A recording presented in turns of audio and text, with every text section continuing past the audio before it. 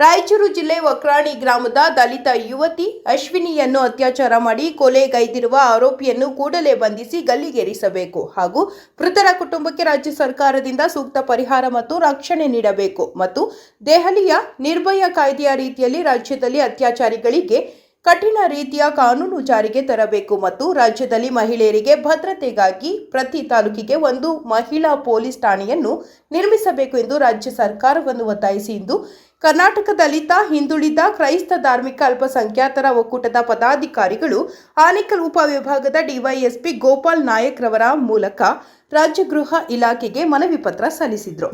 ಇನ್ನು ಸ್ಥಳದಲ್ಲಿ ಕರ್ನಾಟಕ ದಲಿತ ಹಿಂದುಳಿದ ಕ್ರೈಸ್ತ ಧಾರ್ಮಿಕ ಅಲ್ಪಸಂಖ್ಯಾತರ ಒಕ್ಕೂಟದ ಗೌರವ ಅಧ್ಯಕ್ಷ ಸಿಆರ್ ಲಕ್ಷ್ಮಣ್, ರಾಜ್ಯಾಧ್ಯಕ್ಷ ದೊಮ್ಮಸಂದ್ರ ಮುನಿರಾಜು, ರಾಜ್ಯ ಉಪಾಧ್ಯಕ್ಷರಾದ ನಾರಾಯಣಸ್ವಾಮಿ ಮೊದಲಿಯಾರ್, ಗೋಪಸಂದ್ರ ವೆಂಕಟೇಶ್, ಕೆಜಿಎಫ್ ಸತ್ಯ, ರಾಜ್ಯ ಕಾರ್ಯಾಧ್ಯಕ್ಷ ಎ ಸತೀಶ್, ರಾಜ್ಯ ಪ್ರಧಾನ ಕಾರ್ಯದರ್ಶಿ ವಿ ರಮೇಶ್, ಮಹಿಳಾ ಘಟಕದ ರಾಜ್ಯಾಧ್ಯಕ್ಷೆ ನಾಗರತ್ನಮ್ಮ, ಬಿಎಸ್ಪಿ ಪಕ್ಷ ತಾಲೂಕು ಅಧ್ಯಕ್ಷ ಚಿಕ್ಕಹಗಡೆ ಯಲ್ಲಪ್ಪ, ಸಮಿತಿ ಸದಸ್ಯರಾದ ರಾಮ್ ಪ್ರಕಾಶ್, ಸದಾಶಿವ, ಕೂಡ್ಲು ಚಂದ್ರಪ್ಪ, ಶಾರದಮ್ಮ ಮೊದಲಾದವರು ಭಾಗವಹಿಸಿದರು. ಕರ್ನಾಟಕ ದಲಿತ ಹಿಂದುಳಿದ ಕ್ರೈಸ್ತ ಧಾರ್ಮಿಕ ಅಲ್ಪಸಂಖ್ಯಾತರ ಒಕ್ಕೂಟ ರಾಜ್ಯ ಸಮಿತಿ ಅವರಿಗೆ ಸನ್ಮಾನ್ಯ ಶ್ರೀ ಪ್ರಿಯಾಂಕ್ ಎಂ ಖರ್ಗೆರವರು, ಗೃಹ ಸಚಿವರು, ಕರ್ನಾಟಕ ಸರ್ಕಾರ, ವಿಧಾನಸೌಧ, ಬೆಂಗಳೂರು.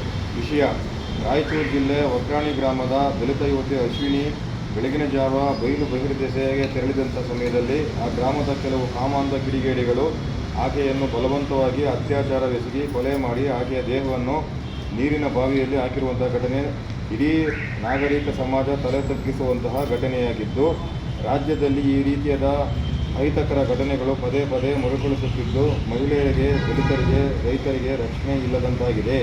ಇಂತಹ ಅಮಾನವೀಯ ಘಟನೆಗಳನ್ನು ಖಂಡಿಸಿ ಆರೋಪಿಗಳನ್ನು ಈ ಕೂಡಲೇ ಬಂಧಿಸಿ ಗಲ್ಲಿಗೇರಿಸುವಂತೆ ಒತ್ತಾಯಿಸಿ ದಿನಾಂಕ 23/8/2026 ಸಂಜೆ 6 ಗಂಟೆಗೆ ನಮ್ಮ ಒಕ್ಕೂಟದ ರಾಜ್ಯ ಸಮಿತಿ ವತಿಯಿಂದ ಸಾಂಕೇತಿಕ ಪ್ರತಿಭಟನೆ ಮಾಡಿ ಮಾನ್ಯ ಪೊಲೀಸ್ ಉಪಾಧೀಕ್ಷಕರು ಆನೇಕಲ್ ಉಪವಿಭಾಗ ಇವರ ಮುಖಾಂತರ ಸಲ್ಲಿಸಿದ ಮನವಿ ಪತ್ರ. ಹಕ್ಕೊತ್ತಾಯಗಳು: 1. ದಲಿತ ಯುವತಿ ಅಶ್ವಿನಿಯನ್ನು ಅತ್ಯಾಚಾರ ಮಾಡಿ ಕೊಲೆಗೈದಿರುವ ಆರೋಪಿಗಳನ್ನು ಕೂಡಲೇ ಬಂಧಿಸಿ ಗಲ್ಲಿಗೇರಿಸಬೇಕು. 2. ಮೃತರ ಕುಟುಂಬಕ್ಕೆ ಸರ್ಕಾರದಿಂದ ಸೂಕ್ತ ಪರಿಹಾರ ಮತ್ತು ರಕ್ಷಣೆ ನೀಡಬೇಕು. 3. ದೆಹಲಿಯ ನಿರ್ಭಯ ಕಾಯ್ದೆಯ ರೀತಿಯಲ್ಲಿ ರಾಜ್ಯದಲ್ಲಿ ಅತ್ಯಾಚಾರಿಗಳಿಗೆ ಕಠಿಣ ರೀತಿಯ ಕಾನೂನು ಜಾರಿಗೆ ತರಬೇಕು. 4. ರಾಜ್ಯದಲ್ಲಿ ಮಹಿಳೆಯರಿಗೆ ವಿಶೇಷ ಭದ್ರತೆಗಾಗಿ ಪ್ರತಿ ತಾಲೂಕಿಗೆ ಒಂದು ಮಹಿಳಾ ಪೊಲೀಸ್ ಠಾಣೆಯನ್ನು ನಿರ್ಮಿಸಬೇಕು. ಇಂತಿ ಕ್ರಾಂತಿಕಾರಿ ವಂದನೆಗಳೊಂದಿಗೆ ದಲಿತ ಹಿಂದುಳಿದ ಕ್ರೈಸ್ತ ಧಾರ್ಮಿಕ ಅಲ್ಪಸಂಖ್ಯಾತರ ಒಕ್ಕೂಟದವರ ಮನವಿ. ರಾಯಚೂರು ಜಿಲ್ಲೆ ವಕ್ರಾಣಿ ಗ್ರಾಮದಲ್ಲಿ ಆಗಿರುವಂಥ ಒಂದು ಘಟನೆ, ಇದನ್ನು ನಾನು ನಮ್ಮ ಇಲಾಖೆ ಮೇಲಧಿಕಾರಿಗಳ ಮೂಲಕ ಮಾನ್ಯ ಗೃಹ ಸಚಿವರಿಗೆ ತಲುಪಿಸುವಂಥ ಕೆಲಸ ಮಾಡ್ತೀನಿ. ಒಂದು ಒಕ್ಕೂಟದ ಗೌರವಾಧ್ಯಕ್ಷರಾದಂಥ ಲಕ್ಷ್ಮಣ್ ಅವರೇ, ಉಪಾಧ್ಯಕ್ಷರಾದಂಥ ನಾರಾಯಣಸ್ವಾಮಿ ಅವರೇ, ಮಹಿಳಾ ಘಟಕದ ರಾಜ್ಯಾಧ್ಯಕ್ಷರಾದಂಥ ನಾಗರತ್ನಮ್ಮ ಅವರೇ ಹಾಗೂ ಕಾರ್ಯದರ್ಶಿಗಳಾದಂಥ ಸತೀಶ್ ಪಾಟ್ ಅವರೇ, BSP ತಾಲೂಕು ಅಧ್ಯಕ್ಷರಂಥ ಯಲ್ಲಪ್ಪನವರೇ ಮತ್ತು ಇಲ್ಲಿ ಬಂದಂಥ ಎಲ್ಲ ನನ್ನ ಹೋರಾಟದ ಒಡನಾಡಿ ಬಂಧುಗಳೇ, ಇವತ್ತು ನಾವು ಇಲ್ಲಿ ಮನವಿ ಕೊಟ್ಟಿರೋದೇನೆಂದರೆ, ರಾಯಚೂರಲ್ಲಿ ಮೊದಲೇ ಬಾರಿಗೆ ಭೂನಂದನವನ್ನು ದೇವಸ್ಥಾನ ವಿಚಾರದಲ್ಲಿ ಕೊಲೆ ಮಾಡಿದ್ರು. ಆದರೂ ಕೂಡ ಪ್ರತಿಭಟನೆ ಮಾಡಿ ನಾವು ಸುರೇಶ್ ಸಿಟಿಯಲ್ಲಿ ಮನವಿಯನ್ನು ತಲುಪಿಸಿದ್ದೀವಿ. ಮತ್ತು ಆನೂರಲ್ಲಿ 3 ಜನ ಶೂಟೌಟ್ ಮಾಡಿದ್ರು. ಅದಕ್ಕೂ ಕೂಡ ನಾವು ದೊಡ್ಡ ಮಟ್ಟದ ಹೋರಾಟವನ್ನು ಮಾಡಿ ಸುರೇಶ್ ಶೆಟ್ಟಿ ಒಳಗೆ ಮನವಿಯನ್ನು ಸಲ್ಲಿಸಿದ್ದೀರಿ. ಇವತ್ತು ಅಶ್ವಿನಿ ಎಂಬ ಮಹಿಳೆ 2ನೇ ಕೊಲೆಯಾಗಿ ರಾಯಚೂರಲ್ಲಿ 2ನೇ ಕೊಲೆಯಾಗಿ ಇವತ್ತು ಆ ಮಹಿಳೆಗೆ ಭಾಳ ಹಿಂಸೆ ಕೊಟ್ಟು ಮಾನಸಿಕವಾಗಿ ಅವಳನ್ನ ಕೊಂದು ಅತ್ಯಾಚಾರ ಮಾಡಿ ಅಮಾನುಷವಾಗಿ ಕೊಲೆ ಮಾಡಿದ್ದಾರೆ. ಆ ಮಹಿಳೆಗೆ ನ್ಯಾಯ ಸಿಗಬೇಕು. ಆ ಮಾಡಿದಂಥ ಆರೋಪಿಗಳನ್ನು, ಅಪರಾಧಿಗಳನ್ನು ಗಡೀಪಾರು ಮಾಡಿ ಅವರಿಗೆ ಗಲ್ಲು ಶಿಕ್ಷೆ ಆದರೂ ಕೂಡ ಕಮ್ಮಿ ಅಂತ ನಾನು ಹೇಳ್ತೀನಿ. ಈ ಒಂದು ವಿಚಾರದಲ್ಲಿ ನಾವು ಇವತ್ತು ಎಲ್ಲರೂ ಕೂಡ ನಮ್ಮ ಒಕ್ಕೂಟದಿಂದ ಒಗ್ಗಟ್ಟಾಗಿ ಕತ್ಲೆ ಆದರೂ ಮಳೆ ಆದರೂ ಕೂಡ ಬಂದು ನಾವು ಇವತ್ತು ಇಲ್ಲಿ ಮನವಿಯನ್ನು ಕೊಡೋದಕ್ಕೆ ಎಲ್ರಿಗೂ ಬಂದಂಥ ನನ್ನ ಸ್ವಾಗತವನ್ನು ಬಯಸ್ತಾ ನನ್ನ ಮಾತುಗಳನ್ನು ಮುಗಿಸ್ತೀನಿ. ಎಲ್ರಿಗೂ ಕೂಡ ಈ ಒಂದು ಸಂದರ್ಭದಲ್ಲಿ ಭೀಮಾ ಸ್ವಾಗತವನ್ನು ಬಯಸ್ತಾ, ಇವತ್ತಿನ ಘಟನೆ ಏನಂತ ಹೇಳಿದ್ರೆ, ರಾಯಚೂರು ಜಿಲ್ಲೆ ಸಿರವಾರ ತಾಲೂಕು ವಕ್ರಳಿ ಗ್ರಾಮ ಎಂಬ ಒಂದು ಹಳ್ಳಿಯಲ್ಲಿ ಪರಿಶಿಷ್ಟ ಜಾತಿ ಸಮುದಾಯಕ್ಕೆ ಸೇರಿದಂಥ ತಿಮ್ಮಾರೆಡ್ಡಿ ಇವರ ಮಗಳಾದಂಥ ಅಶ್ವಿನಿ ಎಂಬ 18 ವರ್ಷದ ಮಹಿಳೆ ಇವತ್ತೇನು ಅವರು 18 ವರ್ಷದಲ್ಲಿ ತನ್ನ ಪದವಿಯನ್ನು ಮುಗಿಸಿ ಆಯಮ್ಮ ಮನೆಯಲ್ಲಿ ಇರಬೇಕಂತ ಸಂದರ್ಭದಲ್ಲಿ ಹೋದ ವಾರ ಆಯಮ್ಮ ಸುಮಾರು ಸಂಜೆ 5-5:30 ಗಂಟೆ ಒಳಗಡೆ ಬಹಿರ್ದರ್ಶಿಗೆ ಹೋದಂಥ ಸಂದರ್ಭದಲ್ಲಿ ಕೆಲವು ಕಾಮುಕ ಕಿಡಿಗೇಡಿಗಳು ಆಕೆಯನ್ನು ಹಿಂಬಾಲಿಸಿ ಆಕೆಯನ್ನು ಅತ್ಯಾಚಾರ ಮಾಡಿ ಕೊಲೆ ಮಾಡಿ ಬಾವಿಯಲ್ಲಿ ಹಾಕಿರ್ತಕ್ಕಂಥ ಘಟನೆ ಇಡೀ ಸಮಾಜ ತಲೆ ತಗ್ಗಿಸುವಂಥ ಘಟನೆಯಾಗಿದೆ. ಈ ಘಟನೆಯನ್ನು ನಾವು ಒಟ್ಟಾರೆ ನಮ್ಮ ಕರ್ನಾಟಕ ದಲಿತ ಹಿಂದುಳಿದ ಕ್ರೈಸ್ತ ಧಾರ್ಮಿಕ ಅಲ್ಪಸಂಖ್ಯಾತರ ಒಕ್ಕೂಟದಿಂದ ತೀವ್ರವಾಗಿ ನಾವು ಖಂಡನೆ ಮಾಡ್ತಾಯಿದ್ದೀವಿ. ಯಾಕಂತೇಳಿದ್ರೆ ನಮಗೆ ಸ್ವತಂತ್ರ ಬಂದು 80 ವರ್ಷ ಆದರೂ ಕೂಡ ಇನ್ನೂ ಕೂಡ ಈ ನೆಲದಲ್ಲಿ SC/ST ಹೆಣ್ಣುಮಕ್ಕಳು, ರೈತರು, ಬಡವರು, ಸೂರಿಲ್ದವರು ಎಲ್ಲರೂ ಕೂಡ ಭಯದ ವಾತಾವರಣದಲ್ಲಿ ಜೀವನ ಮಾಡುವಂಥ ಪರಿಸ್ಥಿತಿ ಇದೆ. ಹಾಗಾದರೆ ಬಾಬಾ ಸಾಹೇಬ್ ಅಂಬೇಡ್ಕರ್ ಸಾಹೇಬರು ಕೊಟ್ಟಂಥ ಸಂವಿಧಾನ ಇವತ್ತು ಯಾಕೆ ಸರಿಯಾದ ರೀತಿಯಲ್ಲಿ ಜಾರಿ ಆಗ್ತಾಯಿಲ್ಲ? ಆಮೇಲೆ ವಿಶೇಷವಾಗಿ ಇವತ್ತು ಇಂಥ ಘಟನೆಗಳು ರಾಜ್ಯದಲ್ಲಿ ಪ್ರತಿನಿತ್ಯವೂ ಕೂಡ ಆಗ್ತದೆ. ಇವತ್ತು ಎಲ್ಲ ಭಾಗದಲ್ಲೂ ಕೂಡ ಮಹಿಳೆಯರ ಮೇಲೆ ಅತ್ಯಾಚಾರ ಆಗ್ತದೆ, ಕೊಲೆಗಳಾಗ್ತದೆ, ಸುಲಿಗೆಗಳಾಗ್ತದೆ, ರೋಡ್ ರಾಬರಿಗಳಾಗ್ತದೆ.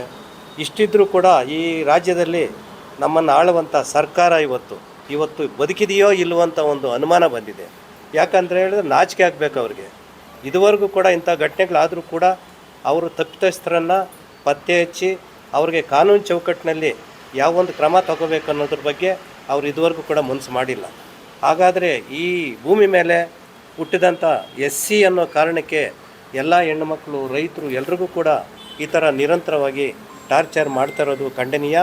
ಆದ್ದರಿಂದ ನಾನು ಆ ನೊಂದಂಥ ಮಹಿಳೆಯ ಕುಟುಂಬಕ್ಕೆ ಒಂದು ಸರ್ಕಾರದಿಂದ ನನ್ನ ಸ್ವಾಂತವನ ಹೇಳೋದ್ರ ಮುಖಾಂತರ ಸರ್ಕಾರದಿಂದ ಸೂಕ್ತವಾದಂಥ ಪರಿಹಾರ ಕೊಡಬೇಕು ಮತ್ತು ಜೊತೆಗೆ ಅವರ ಕುಟುಂಬಕ್ಕೆ ಒಂದು ರಕ್ಷಣೆಯನ್ನು ಕೊಡಬೇಕು. ಆಮೇಲೆ ಇವತ್ತು ದೆಹಲಿ ನಿರ್ಭಯ ಕಾಯ್ದೆ ಅಡಿಯಲ್ಲಿ ಏನು ಕಾನೂನು ಜಾರಿ ಆಗಬೇಕು ಅದನ್ನು ಜಾರಿಗೆ ತರಬೇಕು. ಆಮೇಲೆ ಈ ಹಂತದಲ್ಲಿ ಎಲ್ಲ ರಾಜ್ಯದ ಎಲ್ಲ ಭಾಗದಲ್ಲಿರ್ತಕ್ಕಂಥ ಪೊಲೀಸ್ ಠಾಣೆಗಳಲ್ಲಿ ಮಹಿಳಾ ಘಟಕವನ್ನು ಜಾರಿ ಮಾಡಬೇಕಂತೇಳಿ ಈ ಮೂಲಕ ನಾನು ಆಗ್ರಹ ಮಾಡ್ತಾಯಿದ್ದೀನಿ. ನಾವು ಇವತ್ತು ಅಗ್ರದಲ್ಲಿ ಒಂದು ಹೆಣ್ಮಗಕ್ಕೆ ಅನ್ಯಾಯ ಆಗಿದೆ. ಯಾಕೆ ನಾವು ಈ ರೀತಿ ಹೋರಾಟಗಳು ಮಾಡ್ತೀವಿ ಅಂತೇಳಿದ್ರೆ, ಈಚೆಗೆ ಈ ಸರ್ಕಾರ ಬಂದಾಗ ನಿಂಕ ಭಾಳ ಅತ್ಯಾಚಾರಗಳು, ಮರ್ಡ್ರ್ಗಳು, ರೇಪ್ಗಳು ಈ ಥರ ಆಗ್ತದೆ. ಇಂಥ ಸರ್ಕಾರ ನಾಚಿಕೆ ಆಗಬೇಕು ಅವ್ರಿಗೆ. ಇಂಥ ಸರ್ಕಾರಕ್ಕೆ ಈ ಸರ್ಕಾರದಿಂದ ಭಾಳ ತೊಂದರೆ ಆಗಿದೆ. ಈಗ ಆ ಒಂದು ಹೆಣ್ಣುಮಗುಗೆ ಅನ್ಯಾಯ ಆಗಿದೆ ಅಂತ ತಕ್ಷಣವೇ ಹೋಮ್ ಮಿನಿಸ್ಟ್ರ್ ಅಲ್ಲಿಗೆ ಹೋಗಬೇಕಾಗಿತ್ತು. ಸ್ಥಳಕ್ಕೆ ಹೋಗಿ ಭೇಟಿ ಮಾಡಿ ಅವ್ರದ್ದು ಕುಂದುಕೊರತೆಗಳನ್ನು ವಿಚಾರಿಸಿ ಅಲ್ಲಿ ಬಂದಿದ್ದರೆ ಹೋಮ್ ಮಿನಿಸ್ಟ್ರು, ಅದೇ ನಮ್ಮ ದಲಿತ ಸಮುದಾಯ ಆಗಿರೋಂಥ ಹೋಮ್ ಮಿನಿಸ್ಟ್ರು ಯಾಕೆ ಇವರು ಕಣ್ಣು ಮುಚ್ಕೊಂಡು ಮನೆಯಲ್ಲಿದ್ದಾರೆ ಅಂಥೇಳಿ ನಮಗೆ ಭಾಳ ಬೇಸರ ಆಗ್ತದೆ. ಇದೇ ರೀತಿ ನೀವು ಮುಂದಿನ ದಿನಗಳಲ್ಲಿ ನೀವು ಏನಾನ ಇದೇ ರೀತಿ ಇಡೀ ರಾಜ್ಯದಲ್ಲಿ ಹೆಣ್ಣು ಮಕ್ಕಳಿಗೆ ಅನ್ಯಾಯ ಆಗಿದೆ ಅಂದರೆ ನಾವು ಸಹಿಸೋದಿಲ್ಲ. ಬಹುಜನ್ ಸಮಾಜ್ ಪಾರ್ಟಿ ಇಡೀ ರಾಜ್ಯದಂಥ ಎಲ್ಲ ನಮ್ಮ ತಾಲೂಕು ರಾಜ್ಯ ಮಟ್ಟದ ಎಲ್ಲ ರಾಜ್ಯಾಧ್ಯಕ್ಷರುಗಳನ್ನು, ರಾಜ್ಯ ಪ್ರಧಾನ ಕಾರ್ಯದರ್ಶಿಗಳನ್ನೆಲ್ಲ ಭೇಟಿ ಮಾಡಿ ಇಡೀ ಸಂಘಟನೆಗಳು ಒಕ್ಕೂಟವಾಗೆಲ್ಲ ಸೇರಿ ದೊಡ್ಡ ಹೋರಾಟವನ್ನು ಮಾಡಿ ಗೃಹ ಮಂತ್ರಿ ಮನೆ ಮುಂದೆ ನಾವು ಪ್ರತಿಭಟನೆ ಮಾಡೋಕ್ಕೆ ರೆಡಿಯಾಗಿದ್ದೀವಿ. ನಾವು ಚಪ್ಪಲಿ ಪರಕೆ ಚಳುವಳಿ ಕೂಡ ನಾವು ಮಾಡೋಕ್ಕೆ ನಾವು ತಯಾರಾಗಿದ್ದೀವಿ. ನಮ್ಮ ಹೆಣ್ಮಕ್ಳಿಗೆ ನಾವು ಅನ್ಯಾಯ ಆಗಿದ್ರೆ ನಾವು ಸಹಿಸೋದಿಲ್ಲ ಅಂತೇಳಿ ನಾನು ಮಾತನ್ನು ಮುಗಿಸ್ತೇನೆ.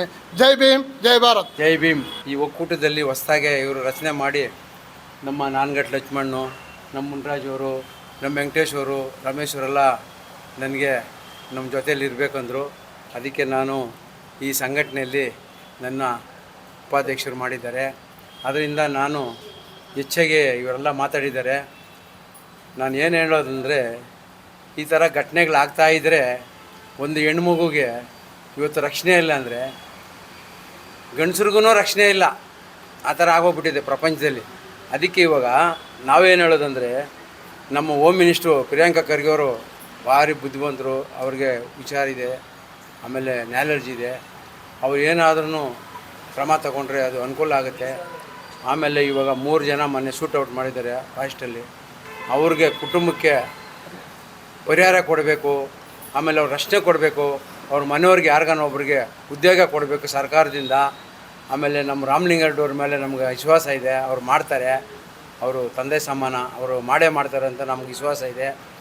ಹಾಗೂ ಇವತ್ತಿನ ದಿವಸ ನಮ್ಮ ಈ ಚಂದಾಪುರಲ್ಲಿ ಸೂರಜ್ ಸಿಟಿಯಲ್ಲಿ ಮೊನ್ನೆ ಕಾರ್ಯಕ್ರಮ ಮಾಡಿದು ನನಗೆ ಅವತ್ತು ಕೋರ್ಟ್ ಕೆಲಸ ಇದ್ದು ಹೋಗೋಕ್ಕಾಗಿಲ್ಲ. ಅದಕ್ಕೆ ಒಂದು 200 ಜನ ಎಲ್ಲ ಹೋರಾಟ ಮಾಡಿದ್ದಾರೆ. ಇವತ್ತಿನ ದಿವಸ ನಮ್ಮ ಅತ್ತಿಬೆಲೆ ಸರ್ಕಲ್ ಇನ್ಸ್ಪೆಕ್ಟ್ರಿಗೆ ಬಂದು ಇಲ್ಲೆಲ್ಲ DSPಗೆಲ್ಲ ಕೊಟ್ಟಿದ್ದಾರೆ ಮನವಿ. ಅದರಿಂದ ಇವತ್ತು ನಮ್ಮ ಪದಾಧಿಕಾರಿಗಳಿಗೆ, ನಮ್ಮ ಮುನ್ರಾಜು ಅವರಿಗೆ ಎಲ್ಲರಿಗೂ ಈ ಸಂದರ್ಭದಲ್ಲಿ ನಾನು ಮಾಧ್ಯಮದವ್ರಿಗೆಲ್ಲ ಸೇರಿ ಇವತ್ತಿನ ದಿವಸ ನನ್ನ 4 ಮಾತು ಮಾತಾಡೋಕ್ಕೆ ಅವಕಾಶ ಮಾಡಿಕೊಟ್ಟಿದೆ. ಎಲ್ಲರಿಗೂ ಜೈ ಭೀಮ್. ಕರ್ನಾಟಕ ದಲಿತ ಹಿಂದುಳಿದ ಕ್ರೈಸ್ತ ಧಾರ್ಮಿಕ ಅಲ್ಪಸಂಖ್ಯಾತರ ಒಕ್ಕೂಟದಿಂದ ರಾಜ್ಯ ಮಟ್ಟದ ಮಹಿಳಾ ಘಟಕದ ಅಧ್ಯಕ್ಷರಾಗಿ ನಾಗರತ್ನಮ್ಮ ಮಾತನಾಡ್ತಾ ಇದ್ದೇನೆ. ಏನಪ್ಪ ಅಂತ ಹೇಳಿದ್ರೆ, ಇವತ್ತಿನ ದಿನದಲ್ಲಿ ನಮ್ಮ ರಾಜ್ಯದಲ್ಲಿ ಇಷ್ಟೊಂದು ಹೀನಾಯವಾಗಿ ಹೆಣ್ಣು ಮಕ್ಕಳಿಗೆ ರಕ್ಷಣೆ ಇಲ್ಲದೆ ಕುಂದುಕೊರತೆಗಳನ್ನು ರಾಜ್ಯದಲ್ಲಿ ನಾವು ಕಾಣ್ತಾ ಇದ್ದೇವೆ. ಹಾಗಾಗಿ ಡಾಕ್ಟರ್ BR ಅಂಬೇಡ್ಕರ್ ಸಾಹೇಬರು ಒಂದು ಮಾತನ್ನು ಹೇಳಿದ್ದಾರೆ, ನಮ್ಮ ದಲಿತ ಸಮುದಾಯದವರು ರಾಜ್ಯವನ್ನು ಹಿಡಿಬೇಕು, ಅಧಿಕಾರವನ್ನು ಹಿಡಿಬೇಕು, ಯಾವತ್ತೂ ಅಧಿಕಾರದಿಂದ ನಾವು ಚಲಾಯಿಸಬೇಕು, ಅದರಲ್ಲೂ ದಲಿತರು ರಾಜ್ಯವನ್ನು ಹಿಡಿಬೇಕು, ಅಧಿಕಾರವನ್ನು ಹಿಡಿಬೇಕು, ರಾಜ್ಯದಲ್ಲಿ ದಲಿತರು CM ಆಗಬೇಕಂತ ಡಾಕ್ಟರ್ BR ಅಂಬೇಡ್ಕರ್ ಸಾಹೇಬರು ಕಂಡಂಥ ಕನಸು, ಆ ಕನಸು ಎಲ್ಲಿ ನನಸಾಗ್ತಾ ಇದೆ. ಆದರೆ ಇವತ್ತಿನ ದಿನದಲ್ಲಿ ಡಾಕ್ಟರ್ BR ಅಂಬೇಡ್ಕರ್ ಸಾಹೇಬರು ಸ್ವಾತಂತ್ರ್ಯವನ್ನು ಕೊಟ್ಟಿದ್ದಾರೆ ನಮಗೆ. 80 ವರ್ಷಗಳಾದರೂ ನಿರಂತರವಾಗಿ ಮಹಿಳೆಯರ ಮೇಲೆ ನಿರಂತರವಾಗಿ ದೌರ್ಜನ್ಯ, ದಬ್ಬಾಳಿಕೆ, ಅತ್ಯಾಚಾರಗಳು. ಈ ಕಡೆ ವೃದ್ಧರಿಗೆ ರಕ್ಷಣೆ ಇಲ್ಲ, ಚಿಕ್ಕ ಮಕ್ಕಳಿಗೆ, ಬಾಲಕಿಗಳ ರಕ್ಷಣೆ ಇಲ್ಲ. ಹಾಗಾಗಿ ಇವತ್ತಿನ ದಿನದಲ್ಲಿ ರಾಜ್ಯ ಯಾವ ದಿಕ್ಕಿಗೆ ಸಾಗ್ತಾ ಇದೆ, ನಾವು ಎಲ್ಲಾದರೂ ಬಿಹಾರಲ್ಲಿದ್ದೀವ ಅಥವಾ ಉತ್ತರ ಪ್ರದೇಶದಲ್ಲಿದ್ದೀವ ಅಥವಾ ಪಾಕಿಸ್ತಾನದಲ್ಲಿದ್ದೀವ ಅಂತ ಈ ಸಂದರ್ಭದಲ್ಲಿ ನಾನು ರಾಜ್ಯ ಸರ್ಕಾರಕ್ಕೆ ನೇರವಾಗಿ ಪ್ರಶ್ನೆಯನ್ನು ಕೇಳ್ತಾ ಇದ್ದೇನೆ. ಹಾಗಾಗಿ ಏನಿವತ್ತು ರಾಯಚೂರು ಜಿಲ್ಲೆಯಲ್ಲಿ ಆ ಗ್ರಾಮದಲ್ಲಿ, ಸಿರಿವಾರ ಗ್ರಾಮದಲ್ಲಿ ಏನಿವತ್ತು ಆ ಹೆಣ್ಣುಮಗಳಿಗೆ ಅತ್ಯಾಚಾರವನ್ನು ಮಾಡಿ, ಕೊಲೆಯನ್ನು ಮಾಡಿ ಆ ಬಾವಿಗೆ ಎಸಗಿದ್ದಾರೆ. ಸ್ವಲ್ಪನಾದರೂ ಮಾಡಿದಂಥ ಆ ಕಿಡಿಗೇಡಿಗಳಿಗೆ ಅವರು ಒಂದು ತಾಯಿ ಹೊಟ್ಟೆಲಿ ಹುಟ್ಟಿ ಬಂದಿದ್ದಾರೆ, ಅಕ್ಕ ತಂಗಿರಿದ್ದಾರೋ ಇಲ್ವೋ ಗೊತ್ತಿಲ್ಲ.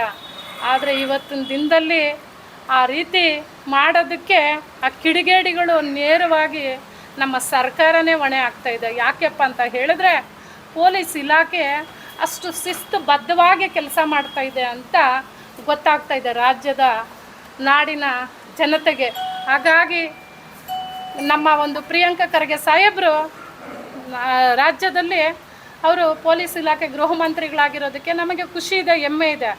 ಆದರೂ ಮಹಿಳೆಯರಿಗೆ ಎಲ್ಲಿ ಸ್ವಾಮಿ ರಕ್ಷಣೆ ಇದೆ? ಚಿಕ್ಕ ಮಕ್ಕಳಿಗೆ ಎಲ್ಲಿ? ಇವತ್ತು ಹಾದಿಯಲ್ಲಿ ಬೀದಿಯಲ್ಲಿ ಸ್ಕೂಲಿಗೆ ಕಳಿಸೋ ಮಕ್ಕಳು ಆಚೆ ಹೋಗಿ ಹೊರಗೆ ಬಂದರೆ ಸಾಕು ಅಂತ ಹೇಳಿ ತಾಯಿ ಆದಳು ಆಕೆ ಪ್ರಾಣವನ್ನು ಅಂಗೈಯಲ್ಲಿ ಹಿಡಿತದಲ್ಲಿ ಹಿಡ್ಕೊಂಡು ಹಾದಿನ ನೋಡ್ತಾ ಇರ್ತಾಳೆ. ಅಂಥ ಒಂದು ದಿಕ್ಕೆಟ್ಟ ಪರಿಸ್ಥಿತಿ ರಾಜ್ಯದಲ್ಲಿ ನಿರ್ಮಾಣ ಆಗ್ತಾ ಇದೆ.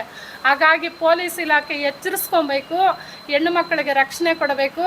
ಮತ್ತು ರಾಜ್ಯದಲ್ಲಿ ಒಂದೊಂದು ಪೊಲೀಸ್ ಸ್ಟೇಷನ್ಗಳಲ್ಲೂ ಮಹಿಳಾ ಪೊಲೀಸ್ ಅಧಿಕಾರಿಗಳು ಇರಬೇಕು. ಯಾಕೆಂದರೆ ಹೆಣ್ಣು ಮಕ್ಕಳು ಕುಂದುಕೊರತೆಯನ್ನು ಹೇಳ್ಕೊಳ್ಳೋಕ್ಕೆ, ಅವ್ರ ಹತ್ರ ಹಂಚ್ಕೊಳ್ಳಿಕ್ಕೆ ಪೊಲೀಸ್ ಏನು ಲೇಡಿ ಪೊಲೀಸರು ಹೆಣ್ಣು ಮಕ್ಕಳು ಇರಲೇಬೇಕು. ಹಾಗಾಗಿ ಇವತ್ತು ರಾಯಚೂರು ಜಿಲ್ಲೆನಲ್ಲಿ ಆ ಹೆಣ್ಣು ಮಗಳಿಗೆ ನೊಂದಂಥ ಕುಟುಂಬಕ್ಕೆ ನ್ಯಾಯ ಸಿಗಬೇಕು. ಹೆಚ್ಚಿನ ರೀತಿಯಲ್ಲಿ ರಾಜ್ಯ ಸರ್ಕಾರ ಆ ಮಾಡಿದಂಥ ಕಿಡಿಗೇಡಿಗಳನ್ನು ದಯವಿಟ್ಟು ಡೆಲ್ಲಿನಲ್ಲಿ ಮಾತನಾಡಿ ಗಲ್ಲಿಗೇರಿಸೋ ಅಂಥ ಒಂದು ನಿರ್ಮಾಣವನ್ನು ತರಬೇಕು ನಮ್ಮ ರಾಜ್ಯ ಸರ್ಕಾರ. ಒಬ್ಬರಿಗೆ ಇಬ್ಬರಿಗೆ ಆದರೆ ಮುಂದೆ ಮಾಡೋಂಥ ಒಂದು ಕಿಡಿಗೇಡಿಗಳು ಎಚ್ಚರಿಸ್ಕೊತಾರೆ. ಹಾಗಾಗಿ ಈ ಸಂದರ್ಭದಲ್ಲಿ ನೊಂದಂಥ ಕುಟುಂಬಕ್ಕೆ ಪರಿಹಾರವನ್ನು ಕೊಡಬೇಕು, ಅವರಿಗೆ ರಕ್ಷಣೆಯನ್ನು ಕೊಡಬೇಕು. ಹೆಣ್ಣು ಮಕ್ಕಳಿಗೆ ಹೆಚ್ಚಿನ ರೀತಿಯಲ್ಲಿ ರಾಜ್ಯದಲ್ಲಿ, ಸಮಾಜದಲ್ಲಿ ರಕ್ಷಣೆಯನ್ನು ಕೊಡಬೇಕಾಗಿದೆ ಇವತ್ತು ನಮ್ಮ ರಾಜ್ಯ ಸರ್ಕಾರ. ಪ್ರಿಯಾಂಕಾ ಖರ್ಗೆ ಸಾಹೇಬ್ರೆ, ನಿಮಗೆ ನಾವು ಮಹಿಳೆಯರ ಪರವಾಗಿ ನಿಮಗೆ ಧನ್ಯವಾದಗಳನ್ನ ಹೇಳುತ್ತೇವೆ.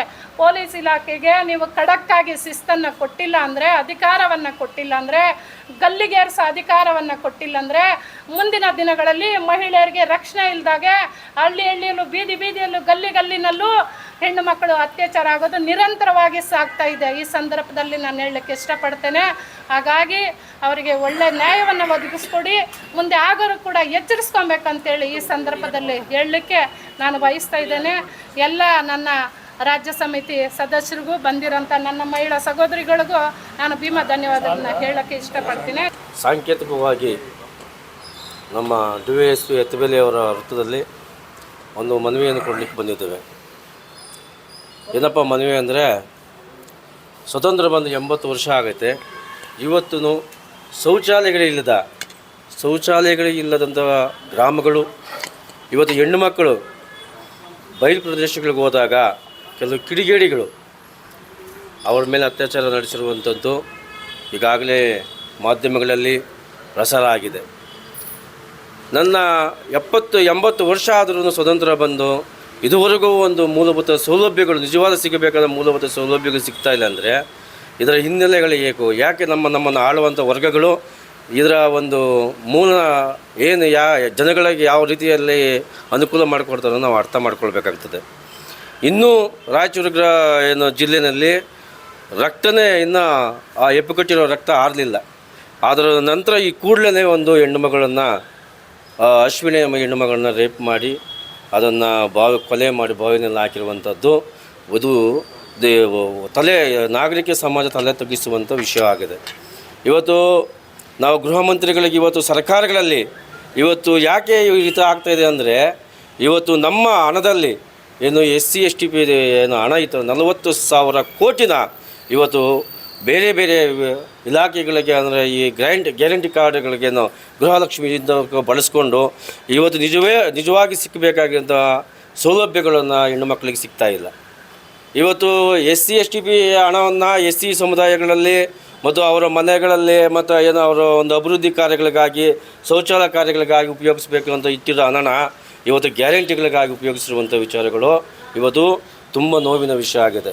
ಯಾವ ಸರ್ಕಾರ ನಮ್ಮನ್ನು ರಕ್ಷಣೆ ಮಾಡ್ತದೆ, ಯಾವ ಸರ್ಕಾರ ನಮಗೆ ಏನೋ ದಲಿತರಿಗೆ, ಹಿಂದುಳಿದ ವರ್ಗದವ್ರಿಗೆ, ಕ್ರಿಶ್ಚಿಯನ್ರಿಗೆ ಎಲ್ಲ ಸಮುದಾಯಗಳು ರಕ್ಷಣೆ ಕೊಡ್ತದೆ ಅಂತ ಎಲ್ಲ ಓಟ್ ಹಾಕಿ ಗೆಲ್ಲಿಸಿದ್ರು, ಇವತ್ತು ಆ ಪಕ್ಷ ಕಾಂಗ್ರೆಸ್ ಪಕ್ಷದಿಂದಲೇ ಇವತ್ತು SC ST ಸಮುದಾಯದ ಒಂದು ಹಣವನ್ನು ಬೇರೆ ಬೇರೆ ಇಲಾಖೆ ಅಂದರೆ ವ್ಯರ್ಥವಾಗಿ ಹಣವನ್ನು ಪೋಲು ಮಾಡಿರೋದು ನಮ್ಮನ್ನು ಮೊದಲನೇದಾಗಿ ಕಾಂಗ್ರೆಸ್ ಸರ್ಕಾರಕ್ಕೆ ನಾಚಿಕೆ ಆಗಬೇಕು. ಇವತ್ತು ಕೊಲೆಗಳಾಗ್ತಾ ಇದ್ದಾವೆ, ಮತ್ತು ಪ್ರತಿನಿತ್ಯವೂ ಒಂದು ರೇಪ್ಗಳಾಗ್ತಾಯಿದ್ದಾವೆ. ಕಾನೂನು ಸುವ್ಯವಸ್ಥೆ ಸಂಪೂರ್ಣವಾಗಿ ಹದ್ಗೆಟ್ಟು ಹೋಗಿದೆ. ಇವತ್ತು ನಾವು ಎಷ್ಟೋ ಸಾರಿ ಮನವಿಗಳು ಕೊಟ್ಟಿದ್ದೀವಿ, ಆದರೂ ಇದುವರೆಗೂ ಗಮನ ಹರಿಸದಂಥ ಏನೋ ಗೃಹ ಮಂತ್ರಿಗಳು ದಯಮಾಡಿ ಇವತ್ತು ಆ ಜಿಲ್ಲೆಯಲ್ಲಿ 2 ಕೊಲೆಗಳಾಗಿದ್ದಾವೆ, ಆ ಸ್ಥಳಕ್ಕೆ ಇದುವರೆಗೂ ಗೃಹ ಮಂತ್ರಿ ಭೇಟಿ ಕೊಟ್ಟಿಲ್ಲ. ಇದೊಂದು ದೊಡ್ಡ ನಾಚಿಕೆಡಿತನ ಇದು ವಿಷಯ. ಇವತ್ತು ಬೇರೆ ಸಮುದಾಯಗಳವರಾಗಿದ್ದರೆ ಹೋಗ್ತಾ ಇದ್ದಾರೆ ಅನ್ನೋ ಗೊತ್ತಿಲ್ಲ, ಆದರೆ ತಂದದೇ ಆದ ಸಮುದಾಯ ಇವತ್ತು ಕೊಲೆಗೀಡಾಗಿದೆ, ಇದುವರೆಗೂ ಅಲ್ಲಿ ಹೋಗಿ ಸ್ಥಳವಾಗಿ ಮಾಜರು ಮಾಡಲಿಲ್ಲ. ಇದು ಒಂದು ದೊಡ್ಡ ಬೇಜವಾಬ್ದಾರಿತನ ಅಂತ ನಾವು ಗೃಹ ಮಂತ್ರಿಗೆ ಹೇಳ್ತಾ ಇದ್ದೀವಿ.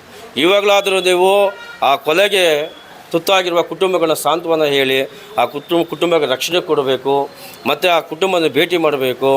ಅಲ್ಲಿ ಯಾವ್ರಿಗೆ ಸರ್ಕಾರದಿಂದ ಏನು ಸಿಗಬೇಕಾದ ಸವಲತ್ತುಗಳನ್ನು ನೀವು ಸರ್ಕಾರದ ಒದಗಿಸಬೇಕು. ಇದೇ ಅಲ್ಲ, 1 ವರ್ಷಕ್ಕೆ ಯಾವುದೋ ವಾರ್ತಾಭಾರತಿನಲ್ಲಿ ಒಂದು ಪತ್ರಿಕೆಯಲ್ಲಿ ಸುದ್ದಿ ಮಾಡಿದ್ದಾರೆ ಅನ್ನೋ ಒಂದು ರಿಪೋರ್ಟ್ ಮಾಡಿದ್ದಾರೆ. ಏನು ರಿಪೋರ್ಟ್ ಅಂದರೆ, ಅದು 1 ವರ್ಷಕ್ಕೆ 2,000 ದಲಿತರ ಮೇಲೆ ದೌರ್ಜನ್ಯಗಳಾಗಿದ್ದಾವೆ, 600 ಹೆಣ್ಣು ಮಕ್ಕಳ ಮೇಲೆ ರೇಪ್ಗಳಾಗಿದ್ದಾವೆ, ಕೊಲೆಗಳಾಗಿದ್ದಾವೆ. ಇದು ನಾನು ಹೇಳೋಂಥದ್ದಲ್ಲ, ಇದು ವಾರ್ತಾಭಾರತಿಯಲ್ಲಿ ಸುದ್ದಿಯಾಗಿರೋ ವಿಷಯ.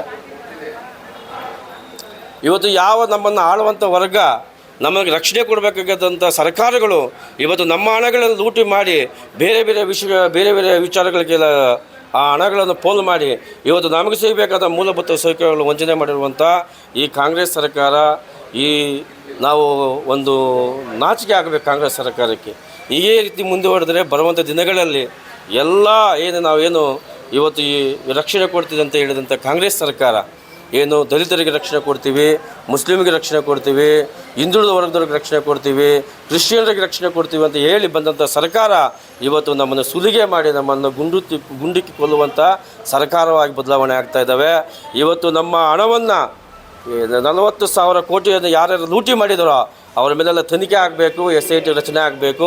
ಈ ಕೂಡಲೇ ಅದು ಯಾರ ಹಣವನ್ನು ಪೋಲು ಮಾಡಿರೋ ಅಧಿಕಾರಿಗಳ ಮೇಲೆ ಶಿಸ್ತಿನ ಕ್ರಮ ತಗೊಳ್ಬೇಕಾಗಿ ಇವತ್ತು ಕರ್ನಾಟಕ ಕ್ರೈಸ್ತ ಜಾಗೃತಿ ವೇದಿಕೆಯಿಂದ ನಾನು ಒತ್ತಾಯಿಸ್ತಾ ಇದ್ದೇನೆ. ಒಂದು ವಿಷಯವನ್ನು ಹೇಳ್ಕೊಳ್ಳೋಕ್ಕೆ ಆಸೆ ಪಡ್ತಾ ಇದ್ದೇನೆ.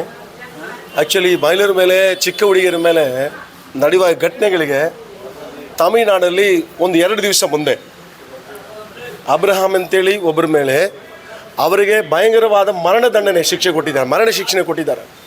ದಯವಿಟ್ಟು ಅದೇ ಥರ ನಮ್ಮ ಕರ್ನಾಟಕದಲ್ಲಿ ಸ್ಟ್ರಾಂಗಾಗಿ ಶಿಕ್ಷೆ ಕೊಟ್ಟರೆ ಮತ್ತೆ ಮಹಿಳೆಯರಿಗೆ ಈ ಥರ ಪ್ರಾಬ್ಲಮ್ಸ್ ಬರುವುದು ಕಡಿಮೆ ಆಗುತ್ತೆ. ದಯವಿಟ್ಟು ಇದನ್ನು ನೀವು ಯೋಚಿಸಿ ಸಖತ್ ಕಾನೂನು ಪರವಾಗಿ ನೀವು ಸ್ವಲ್ಪ ಸಪೋರ್ಟ್ ಮಾಡಿದ್ರೆ ಚೆನ್ನಾಗಿರ್ತದೆ. ದಯವಿಟ್ಟು ಸರ್ಕಾರಿಗೆ ನಾನು ಕೇಳ್ಕೊಳ್ಳೋದು ಏನಂದರೆ, ನೀವು ಇದಕ್ಕೆ ಸ್ಟೆಪ್ ತಗೋಬೇಕು. ಇನ್ನು ಮುಂದೆ ಬರೋ ಕಾಲದಲ್ಲಿ ಮಹಿಳೆಯರು ನೋಡಿದ್ರೆ ರೆಸ್ಪೆಕ್ಟ್ ಕೊಡುವ ಥರ ನಮ್ಮ ಕರ್ನಾಟಕ ಆಗಬೇಕು. ದಯವಿಟ್ಟು ತಮಿಳುನಾಡಲ್ಲಿ ಮೊನ್ನೆ ಆಗಿರುವ ಈ ಕಾರ್ಯಗಳು ನಾನು ಹೇಳ್ತಾ ಇದ್ದೀನಿ, ಅವರಿಗೆ ಮರಣದಂಡನೆ ಕೊಟ್ಟಿದ್ದಾರೆ. ಅದೇ ಥರ ಸ್ಟ್ರಿಕ್ಟಾಗಿ ನಾವು ಸಹ ಕರ್ನಾಟಕದಲ್ಲಿ ಕೊಟ್ಟರೆ ನಮ್ಮ ಕರ್ನಾಟಕದಲ್ಲಿ ಇನ್ನೂ ಮಹಿಳೆಯರ ಮೇಲೆ ರೆಸ್ಪೆಕ್ಟ್ ಬರ್ತದೆ ಮತ್ತು ಈ ಥರ ಘಟನೆಗಳು ಕಡಿಮೆ ಆಗುತ್ತೆ. ದಯವಿಟ್ಟು ಇದನ್ನು ಸರ್ಕಾರ ಮುಂದೆ ನಾನು ಹೇಳ್ತಾ ಇದ್ದೀನಿ, ದಯವಿಟ್ಟು ನಾವೆಲ್ಲರೂ ಸೇರಿಕೊಂಡು ನಮ್ಮ ಸಂಘಟನೆಯಿಂದ ನಾವು ಹೇಳ್ತಾ ಇದ್ದೀವಿ, ದಯವಿಟ್ಟು ಮುಂದೆ ಬರುವ ಕಾಲದಲ್ಲಿ ನಮ್ಮ ಸರ್ಕಾರ ಇದರ ಮೇಲೆ ಗಮನ ಸಲ್ಲಿಸಬೇಕು. Thank you. ಎಲ್ರಿಗೂ ಜೈ ಭೀಮ್. ವಿಶೇಷವಾಗಿ ನಾನು ಮಾಧ್ಯಮ ಮಿತ್ರರಿಗೆ ನಾನು ವಂದನೆ ತಿಳಿಸುತ್ತಾ, ಇವತ್ತೇನು ನಾವು ಅಶ್ವಿನಿ ಅಂತಕ್ಕಂಥ ಒಬ್ಬ 18 ವರ್ಷದ ಯುವತಿ ಮೇಲೆ ರಾಯಚೂರು ವಕ್ರಾಣಿ ಗ್ರಾಮದಲ್ಲಿ ಏನೋ ಒಂದು ಅತ್ಯಾಚಾರವೆಸಗಿ ಆಕೆಯ ಮೇಲೆ ಕಾಮಾಂಧಕರು ಆಕೆಯನ್ನು ಬರ್ಬರವಾಗಿ ಕೊಂದು ಆಕೆಯನ್ನು ಬಾವಿಯಲ್ಲಿ ಹಾಕಿರ್ತಕ್ಕಂಥ ಒಂದು ಘಟನೆಯನ್ನು ನಾವು ಕೇಳಿದ್ವಿ. ಅದರ ವಿಷಯವಾಗಿ ನಾವು ನಮ್ಮ ಆನೇಕಲ್ ತಾಲೂಕಿನ DYSP ಸಾಹೇಬರ ಮುಖಾಂತರ ನಮ್ಮ ಗೃಹ ಇಲಾಖೆ ಸಚಿವರಾಗಿರ್ತಕ್ಕಂಥ ಪ್ರಿಯಾಂಕ್ ಎಂ ಖರ್ಗೆ ಅವರಿಗೆ ನಾವು ಮನವಿಯನ್ನು ಸಲ್ಲಿಸಲಿಕ್ಕೆ ಬಂದಿದ್ದೀವಿ. ನನ್ನ ಒಂದು ವಾದ ಏನಂತ ಹೇಳಿದ್ರೆ, ಈ ಕಾಂಗ್ರೆಸ್ ಸರ್ಕಾರ ನೊಂದವರಿಗೆ, ದಲಿತರಿಗೆ, ಅಲ್ಪಸಂಖ್ಯಾತರಿಗೆ, ಮುಸಲ್ಮಾನರಿಗೆ ಸೂಕ್ತ ಭದ್ರತೆಯನ್ನು ಕೊಡ್ತೀವಿ ಅಂತ ಹೇಳಿ ನಾವು ಈಗ ಆನೂರು ಗ್ರಾಮದ ಒಂದು ಘಟನೆ ನೋಡಿದ್ದೀವಿ. 3 ಜನ ಶೂಟೌಟ್ ಅಲ್ಲಿ ಮಾಡಿದ್ದಾರೆ. ಅಂದರೆ ಈ ಕಾನೂನು ಸುವ್ಯವಸ್ಥೆ ಖಚಿತವಾಗಿ ನಮ್ಮ ರಾಜ್ಯದಲ್ಲಿ ಕುಂಠಿತವಾಗಿದೆ. ಹಾಗಾಗಿ ಈ ಕಾನೂನು ಸುವ್ಯವಸ್ಥೆಯನ್ನು ಕಾಪಾಡುವುದರಲ್ಲಿ ನಮ್ಮ ಗೃಹ ಇಲಾಖೆ ಮುಂದೆ ಬರಬೇಕಂತ ಹೇಳ್ತಾ ನಾನು 2 ಮಾತುಗಳನ್ನು ಮುಗಿಸ್ತೀನಿ. ಆತ್ಮೀಯರೇ, ಈ ದಿನ ಕರ್ನಾಟಕ ದಲಿತ ಹಿಂದುಳಿದ ಕ್ರೈಸ್ತ ಧಾರ್ಮಿಕ ಅಲ್ಪಸಂಖ್ಯಾತರ ಒಕ್ಕೂಟದಿಂದ ನಾವು ಆನೇಕಲ್ ಉಪವಿಭಾಗದ ಪೊಲೀಸ್ ಉಪಾಧೀಕ್ಷಕರ ಮುಖಾಂತರ ಮಾನ್ಯ ಗೃಹ ಮಂತ್ರಿಗಳಿಗೆ ಒಂದು ರಾಯಚೂರಿನಲ್ಲಿ ನಡೆದಿರ್ತಕ್ಕಂಥ ಒಂದು ಅಮಾನವೀಯವಾದ ಒಂದು ಅತ್ಯಾಚಾರ ಪ್ರಕರಣವನ್ನು ಖಂಡಿಸಿ ನಮ್ಮ ಒಂದು ಒಕ್ಕೂಟದ ವತಿಯಿಂದ ಚಳುವಳಿಯ ಮುಖಾಂತರ ಮನವಿ ಪತ್ರವನ್ನು ಸಲ್ಲಿಸ್ತಾ ಇದ್ದೇವೆ. ನಾನು ಸಮಸ್ತ ನಾಡಿನ ಜನತೆಗೆ ಕೇಳ್ಕೊಳ್ಳೋದು ಮತ್ತು ಸರ್ಕಾರಕ್ಕೆ ಕೇಳ್ಕೊಳ್ಳೋದೇನಂತಂದರೆ, ಮಹಾತ್ಮ ಗಾಂಧಿರವರು ಒಂದು ಮಾತು ಹೇಳ್ತಾಯಿದ್ರು, ಒಬ್ಬ ಹೆಣ್ಣು ಮಗಳು ಮಧ್ಯರಾತ್ರಿ 12 ಗಂಟೆಗೆ ಏಕಾಂಗಿಯಾಗಿ ನಿರ್ಭೀತಿಯಿಂದ ನಡೆದಾಗ ನಾನು ತಂದಂತಹ ಸ್ವಾತಂತ್ರ್ಯಕ್ಕೆ ನಿಜವಾದ ಒಂದು ಅರ್ಥ ಬರ್ತದೆ ಅಂತ ರಾಷ್ಟ್ರಪಿತ ಮಹಾತ್ಮ ಗಾಂಧೀಜಿಯವರು ಒಂದು ಹೇಳಿಕೆ ಹೇಳ್ತಾಯಿದ್ರು. ಆದರೆ ಸ್ವಾತಂತ್ರ್ಯವನ್ನು ಈ ದೇಶಕ್ಕೆ ತಂದಂಥ ನಾವೇ ಅಂತ ಹೇಳ್ಕೊಳ್ತಕ್ಕಂಥ ಕಾಂಗ್ರೆಸ್ ಪಕ್ಷ ಇಡೀ ದೇಶ 80ನೇ ವರ್ಷದ ಸ್ವತಂತ್ರ ಸಂಭ್ರಮದಲ್ಲಿರಬೇಕಾದ್ರೇ ಕರ್ನಾಟಕದಲ್ಲಿ ಆಡಳಿತದ ಚುಕ್ಕಾಣಿ ಹಿಡಿದಿರ್ತಕ್ಕಂಥ ಕಾಂಗ್ರೆಸ್ ಪಕ್ಷ ಈ ಒಂದು ಮಹಾತ್ಮ ಗಾಂಧಿಯವರ ಹೇಳಿಕೆಯನ್ನು ಮನನ ಮಾಡ್ಕೋಬೇಕು. ಯಾಕಂತಂದರೆ ಇಡೀ ನಾಡೇ 80ನೇ ವರ್ಷದ ಸ್ವತಂತ್ರದ ಸಂಭ್ರಮಾಚರಣೆಯಲ್ಲಿ ತೊಡಗಿದೆ. ಹೀಗಿರಬೇಕಾದ್ರೇ ಚಾಮರಾಜನಗರದ ಅನೂರಿನಲ್ಲಿ ರೈತರ ಮೇಲೆ ಶೂಟೌಟ್ ಆಗಿದೆ. ರಾಯಚೂರಿನಲ್ಲಿ ದಲಿತ ಸಮಾಜಕ್ಕೆ ಸೇರಿದಂಥ ಯುವಕ ಭೂಮಾನಂದನ ಬರ್ಬರ ಹತ್ಯೆಯಾಗಿದೆ. ಆಮೇಲೆ ದಲಿತ ಸಮಾಜದ ಹೆಣ್ಣುಮಗಳು ಅಶ್ವಿನಿಯ ಅತ್ಯಾಚಾರ ಆಗಿ ಕೊಲೆಯಾಗಿದೆ. ಅದು ಆ್ಯಕ್ಚುಲಿ ರಾಯಚೂರು ಒಂದು ST ಮೀಸಲು ಕ್ಷೇತ್ರ. ST ಮೀಸಲು ಕ್ಷೇತ್ರದಲ್ಲೇ ನಮಗೆ ರಕ್ಷಣೆ ಇಲ್ಲ ಅಂತಂದರೆ ಚಾಮರಾಜನಗರ ಬಂದು SC ಮೀಸಲು ಕ್ಷೇತ್ರ, ಲೋಕಸಭಾ ಮೀಸಲು ಕ್ಷೇತ್ರ, ಅಲ್ಲೇ ನಮಗೆ ರಕ್ಷಣೆ ಇಲ್ಲ ಅಂತಂದರೆ ನಾವಿನ್ನು ರಕ್ಷಣೆಯನ್ನು ಬೇಯಿಸಿ ಯಾರು ಬಳಿ ಹೋಗೋದು? ನಮ್ಮನ್ನು ರಕ್ಷಿಸೋರು ಯಾರು? ಇದನ್ನು ನಮ್ಮನ್ನು ಆಳುವಂಥ ವರ್ಗ ಬಹಳ ಗಂಭೀರವಾಗಿ ಪರಿಗಣಿಸಬೇಕಾದಂಥ ವಿಷಯ. ಈಗ ವಿಧಾನಸಭೆಯಲ್ಲಿ 54 ಜನ ಶಾಸಕರಿದ್ದಾರೆ. ರಾಜ್ಯದ ಮಂತ್ರಿಮಂಡಲದಲ್ಲಿ 10 ಜನ ಕ್ಯಾಬಿನೆಟ್ ಮಿನಿಸ್ಟರ್ಗಳಿದ್ದಾರೆ, ನಮ್ಮ ಸಮಾಜಕ್ಕೆ ಸೇರಿದಂಥವ್ರು, SC STಗಳನ್ನ ಪ್ರತಿನಿಧಿಸ್ತಕ್ಕಂಥವ್ರು. ರಾಯಚೂರು ಲೋಕಸಭಾ ಸದಸ್ಯರು ಬಂದು ಕುಮಾರ್ ನಾಯಕು, ಕಾಂಗ್ರೆಸ್ ಪಾರ್ಟಿ, ಅವರು ಸಹ ನಮ್ಮ ಸಮಾಜಕ್ಕೆ ಸೇರಿದಂಥವ್ರು. ಆಮೇಲೆ ಸಮಾಜ ಕಲ್ಯಾಣ ಮಂತ್ರಿ ಸಹ ನಮ್ಮ ಸಮಾಜದ KH ಮುನಿಯಪ್ಪನವರೇ. ಇದುವರೆಗೂ ರಾಯಚೂರಿನಲ್ಲಿ ದಲಿತ ಯುವಕನ ಹತ್ಯೆ ಆಗಿದೆ. ಅಲ್ಲಿ ಇದುವರೆಗೂ ಸಹ KH ಮುನಿಯಪ್ಪನವರು ಭೇಟಿ ಕೊಡಲಿಲ್ಲ.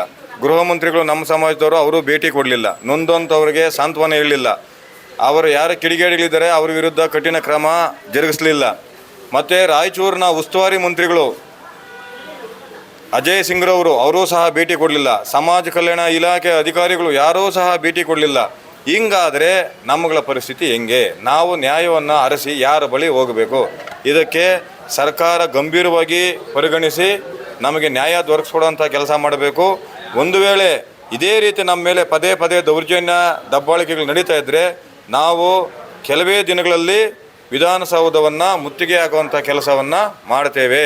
ಇದನ್ನು ದಯಮಾಡಿ ಸರ್ಕಾರ ಗಂಭೀರವಾಗಿ ಪರಿಗಣಿಸಿ ನಮಗೆ ನ್ಯಾಯ ದೊರಕಿಸ್ಕೊಡುವಂಥ ಕೆಲಸ ಮಾಡಬೇಕಂತೇಳಿ ಅವರಲ್ಲಿ ಮನವಿ ಮಾಡ್ತಾ ಇದ್ದೇವೆ. ಜೈ ಭೀಮ್, ಜೈ ಭಾರತ್.